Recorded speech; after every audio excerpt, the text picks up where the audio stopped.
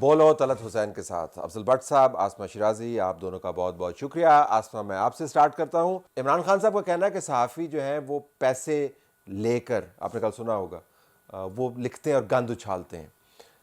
آپ پر T V programme میں ذکر ہوا، انہوں نے کہا جی کہ وہ پیسے لے کے آپ نے کالم لکھا تھا۔ ایک کالم آپ نے لکھا بی بی سی کے اندر، میں نے اس کو پڑھا، وہ اتنا جو ہے وہ مشہور ہو گیا اب یہ کالم کہ مجھے لگتا ہے کہ وہ بی بی سی اس کو کبھی بھی وہاں سے ویب سائٹ سے نہیں ہٹائے گا۔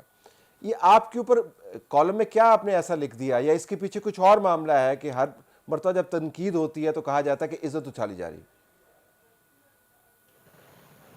جی بہت بہت شکریہ طلعت صاحب، مجھے اپنے پروگرام میں انوائٹ کرنے کا۔ I'm really honored ہے۔ آپ کو بہت مبارک ہو واپسی ٹیلی ویژن اسکرین تھینک کے یو۔ اوپر، ہم نے بڑا مس کیا ہے آپ کو بڑے طویل عرصے۔ بالکل یہ کوئی 3 لائنیں تھیں اس پورے کالم کی جس کو کہ موضوع بنایا گیا، اور وہ یہ تھا کہ آپ کالے بکرے دیں یا آپ سوئیاں چبھوئیں یا آپ کچھ کریں، اور معیشت آپ سے سنبھلنے والی نہیں ہے۔ تو اب یہ پاکستان کی جو اکانومی تھی اور جو پولیٹیکل پرابلمس ہے اس سے ریلیٹڈ 2-3 لائنیں تھی جس کو کہ جوڑ دیا گیا کہ میں نے شاید محترمہ بشرا بیگم صاحبہ جو کہ وزیر اعظم کی وائف ہے، ان کی کوئی شان میں گستاخی کی ہے یا ان کو کچھ برا بھلا کہا ہے بقول ان کے، اور پھر اس کے بعد آپ نے دیکھا کہ کیبنٹ منسٹرز جو تھے وہ ٹویٹ کرنا شروع ہو گئے، اور انہوں نے یہاں تک کہ سپریم کورٹ کے اندر ایک پروسیڈنگ ہوئی جس کا میرے ساتھ کوئی تعلق نہیں تھا، اور وہ ایک ایف آئی اے کے حوالے سے بریفنگ تھی جس میں اٹارنی جنرل نے کچھ بلاگرز کی بات کی، ہمارے کلیگ ہیں عمران شفقت اور عمران میر صاحب کے حوالے سے کچھ انہوں نے تذکرہ کیا، اور جب وہ باہر بات آتی ہے تو اس کو میرے سے جوڑ کے نہ صرف ٹویٹ کیے جاتے ہیں بلکہ ایک ٹیلی ویژن چینل پھر اس کو بار بار رن کرتا ہے۔ تو مجھے تو یہ سمجھ میں آتا ہے طلعت صاحب کہ یہ معاملہ چند لائنوں کا نہیں تھا، یہ معاملہ چند صحافیوں کا ہے جن کی جو کریڈیبلٹی ہے وہ ان کو بہت زیادہ ہانٹ کرتی ہے۔ وہ یہ سمجھتے ہیں کہ لوگ اگر طلعت حسین کو سنتے ہیں تو ان کو ڈسکریڈٹ کیا جائے، اور ان کے اوپر لوگ یقین کرنا بند کر دیں۔ اس اعتبار سے پہلے سے جو پری ایمپٹیو سٹرائکس ہیں وہ کی جاتی ہیں تو کہ کہیں کا معاملہ بھی جو ہے وہ اس جوڑ کو دیا اس جاتا کے ہے ساتھ۔ اور الزام یہ لگایا جاتا ہے کہ یہ ہماری عزتیں اچھالتے ہیں، اور وہ الزام لگا کر پھر عزتیں اچھالنے کا بندوبست کیا جاتا ہے۔ ابھی جی افضل بٹ صاحب سے ذرا پوچھ لیتے ہیں۔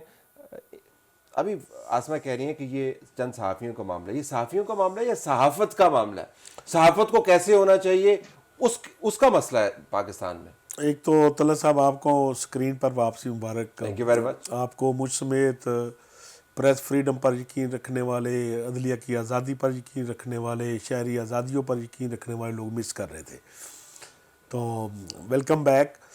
دوسری بات طلعت صاحب آپ نے جو بات کی، بیسیکلی یہ جرنلزم سے پرابلم ہے اس گورنمنٹ کو، کہ آپ نے تاریخ کے اچھا عبور بھی آپ نے دیکھا ہوگا کہ جو جرنلسٹ آرگنائزیشن ہیں ان سے ہمیشہ حکمرانوں کا جو ہے وہ رویہ ٹھیک نہیں رہا، لیکن 77 کے بعد جب جنرل ضیاء الحق صاحب آئے تو انہوں نے پہلی دفعہ پی ایف جے کو بریک کیا، ٹھیک۔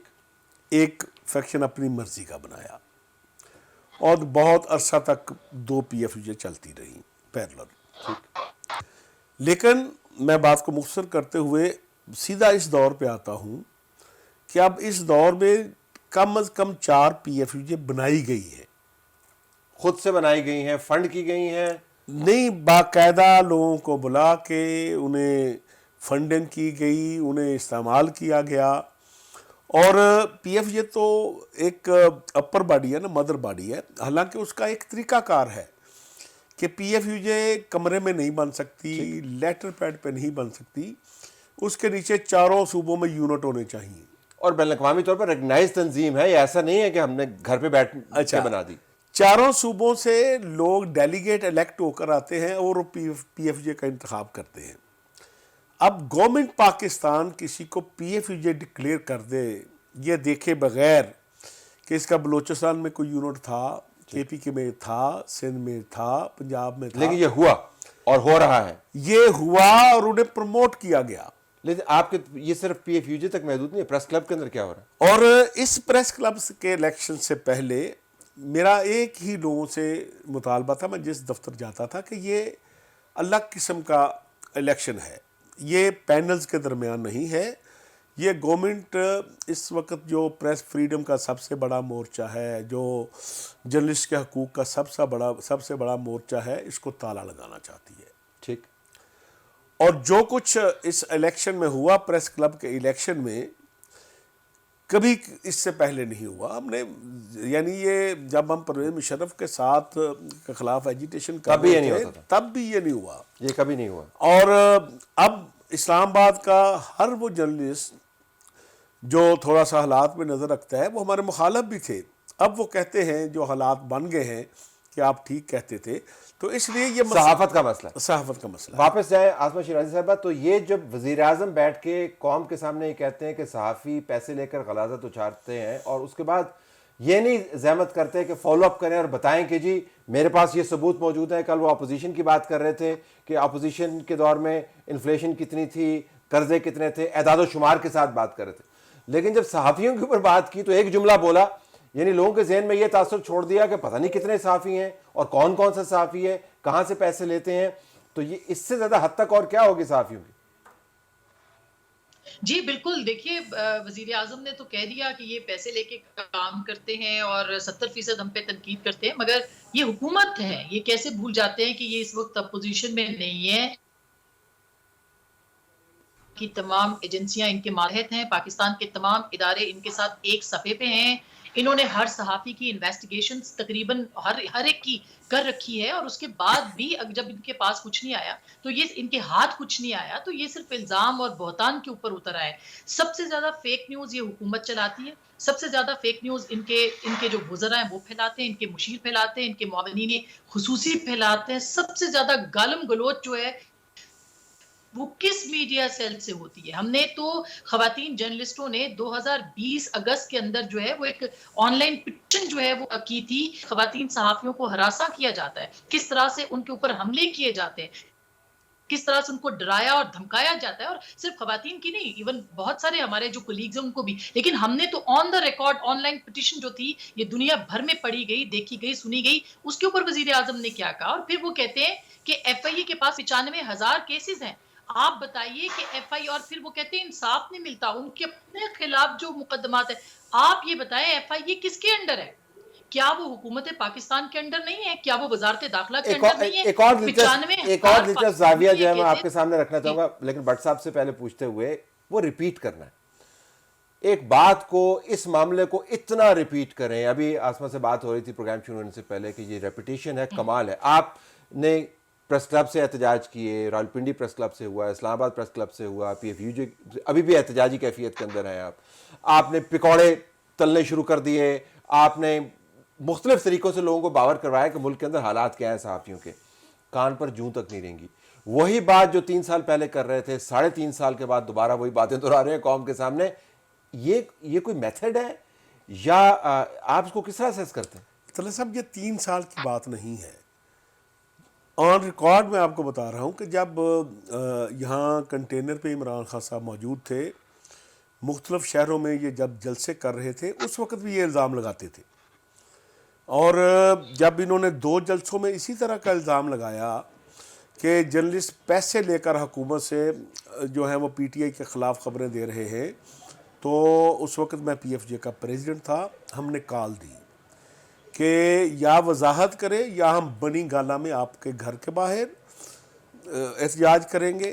ایک مرتبہ یہ ہوا، نعیم الحق صاحب زندہ تھے، انہوں نے ہمیں بلایا، عمران خان صاحب سے بات کرائی. میں نے کہا خان صاحب آپ پورے اکراس دا بورڈ کہہ دیتے ہیں کہ جرنلسٹوں نے پیسے لیے ہیں، آپ بتا دیں فلاں جرنلسٹ نے پیسے لیے ہیں، ہمیں اس کا حق جس پر آپ الزام لگائیں گے وہ اپنا کیس پلیٹ کرے گا. نیچر کی ہوگا نا الزام، بندہ ہوگا کوئی آپ کو منی ٹریل ہوگا، کوئی اکاؤنٹس ہوں گے. پھر اسی طرح انہوں نے ایک اور جلسے میں کہا، تو پھر ہم نے کہا جی ہم آپ کے کنٹینر کے باہر احتجاج کرنے آ رہے ہیں.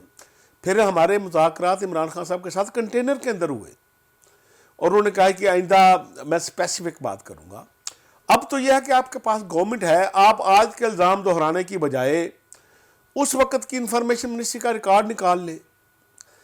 اللہ کے فضل سے وہی لوگ جو اس وقت گورنمنٹ کے ساتھ بیٹھ کے اپوزیشن کے متعلق پیسے لے کر باتیں کرتے تھے، آج وہ ان کے ساتھ کھڑے ہوں گے. जिन लोगों पर ये बातें कर रहे हैं उनसे पिछली हुकूमत भी नाराज थी, ठीक है, उससे पिछली हुकूमत भी नाराज थी, और यह हुकूमत भी नाराज है। इसलिए ये 3 साल का इशू नहीं है, ये एक माइंड सेट का इशू है कि जो बंदा आपके खिलाफ बात करता है आप उसको करप्ट डिक्लेयर कर दें ताकि लोग उसकी बात ना सुने। आसमा, अगर मैं आपसे पूछ पाऊँ, प्रोटेक्शन क्या अवेलेबल है? मतलब जब वज़ीर आज़म के मयार के ऊपर, उनकी मसनद से, उनके ऑफिस से ये इल्ज़ामात आए, फिर मिनिस्टर्स ने तो ज़ाहिर इल्ज़ामात दोहराने हैं, तो जो सहाफ़ी हैं जिनके बारे में बात की जाती है और नाम लिए बगैर बात की जाती है, इशारतन बात की जाती है, लेकिन कहते हैं सबको पता है, उनके पास प्रोटेक्शन क्या अवेलेबल है, वो क्या करें? देखिए, सहाफ़ी कभी खबर नहीं बनना चाहता और इनको ये बहुत अच्छे तरीके से पता है कि जो प्रोफेशनल जर्नलिस्ट हैं वो खबर नहीं बनना चाहते, इसलिए वो अपने आप को इस चीज़ों से अलग रखते हैं कि आप डेफेमेशन में मत जाएं आप, ठीक। और खास करके ये जो पीका लॉज हैं इसको तो हम प्रोटेस्ट कर रहे हैं, इसके ऊपर हम इसके ऊपर कोई इसको अपना हथियार नहीं बना सकते। अगर हमने बनाया तो ये जस्टिफिकेशन हो जाएगी कि देखा फलाने सहाफ़ी को तो इंसाफ मिला, इसके अव्वल तो मिलेगा नहीं। क्या ये मेरी कंप्लेंट के ऊपर वजीर आजम के खिलाफ या लेकिन ब्रीफली गुज़रा के हमें खिलाफ क्या एक्शन लेंगे? सहाफ़ियों को नहीं क्या लेंगे। करना चाहिए, इन हालात में क्या करना चाहिए ब्रीफली?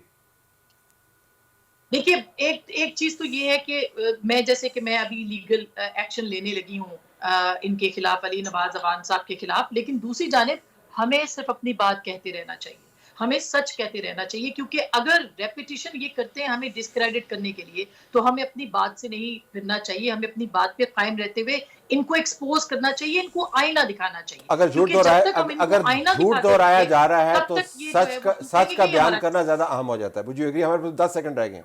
बिल्कुल तला साहब, एक तो ये है कि वो जर्नलिस्ट जिन्हें ऑफ फेयर किया गया इस वजह से कि वो सच बोलते हैं, मेरा ख्याल है कि अब आप जैसे लोग दोबारा वापस स्क्रीन पे आना शुरू हो गए हैं तो ये नए लोगों के लिए भी एक हौसले की खबर है कि अगर आपने सच कहना नहीं छोड़ा तो आपकी व्यूअरशिप इतनी अल्हम्दुलिल्लाह थी कि आप एक बात लिखते थे तो लाखों लोगों तक 2 सेकंड में पहुंच जाती थी। तो मेरा ख्याल है कि इससे लोगों को परेशान नहीं होना चाहिए। सच की अपनी खुशबू होती है, ये हमेशा याद रखिएगा। और ताकत होती है। हज़ारों लोग झूठ बोल रहे हों और बीच में एक शख्स खड़ा होकर अगर ये कहते कि आप सब झूठ बोल रहे हैं, तो 2 सेकंड के लिए खामोशी हो जाती है। ये हमेशा याद रखिएगा, वो खामोशी आपकी ट्रॉफ़ी है। आप दोनों का बहुत शुक्रिया। लेकिन जो आदाद शुमार हुकूमत दे रही है वो बता रही है कि हमने बड़ा कारनामा किया पैकेज अनाउंस करके। एक्सपर्ट्स कुछ उससे एग्री नहीं करते जो इमरान खान साहब ने पैकेज अनाउंस किया। हकीकत क्या है?